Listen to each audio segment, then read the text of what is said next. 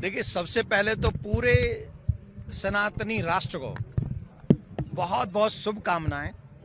आज ठाकुर जी ने यूथ के लिए नए दरवाजे खोले। प्रत्येक समाज अपने यूथ पर ध्यान दे रहा है, हमें भी ये कार्य करना होगा। संतों के आशीर्वाद से, समाज सेवियों के सहयोग से एक ऐसा मंच ओपन होने जा रहा है जहां से सनातनियों, इन बच्चों से मैं अभी मिला हूं, आपने देखा है पूरी टीमों से, ऐसी ऐसी जगह से आए हैं और इनके चेहरे पे जो स्माइल है वो देखने वाली बन रही है। तो मुझे बहुत इन सबके सहयोग से ये सब हो पा रहा है, तो उसके लिए बहुत बहुत साधुवाद। मैं पूरे देशवासियों से निवेदन करूंगा कि सपोर्ट देम, इनका सपोर्ट कीजिए और इनको आगे बढ़ने का अवसर दीजिए।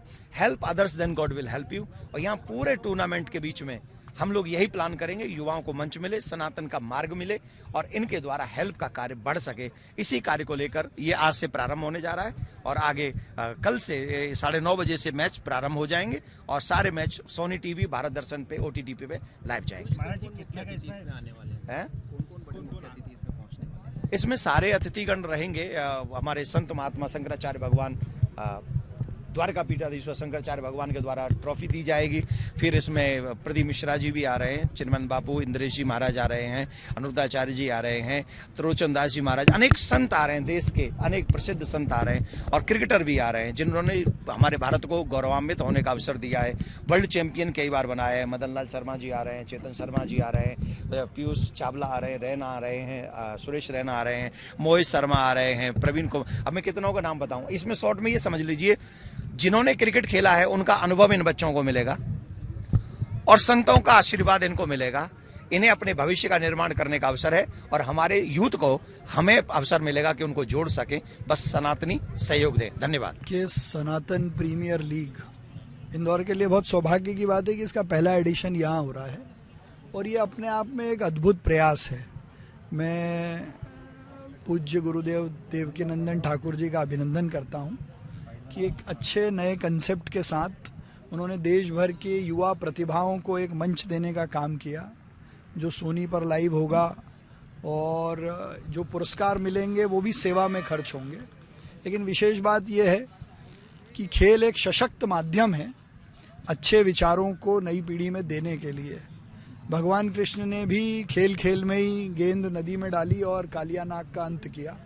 मुझे लगता है कि ये सनातन प्रीमियर लीग भी युवाओं को विचार और अनुभव दोनों देगी, जो समय आने पर ऐसे दुष्टों का अंत करने की प्रेरणा देगी। भाई साहब, इसके अंदर जो टीमें बनाई गई है वो भी सनातनी नाम से बनाई गई है। अब सनातन प्रीमियर लीग है तो भाव होगा, विचार भी वही होगा और देश भर के सारे बड़े संत भी आ रहे हैं। अनिरुद्धाचार्य जी भी आ रहे हैं, हमारे द्वारकाधीश पीठाधीश्वर शंकराचार्य जी भी रहेंगे और पुराने क्रिकेट के जो बड़े खिलाड़ी रहे हैं वो भी यहाँ रोज आने वाले हैं।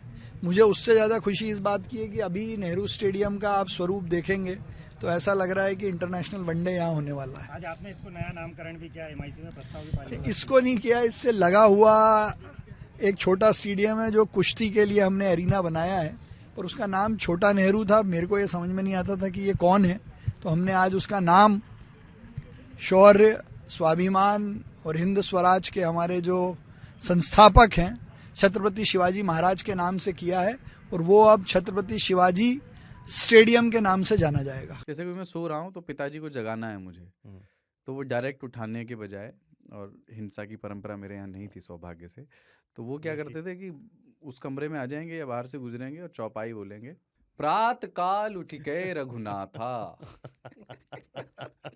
मात पिता गुरु नावई माता।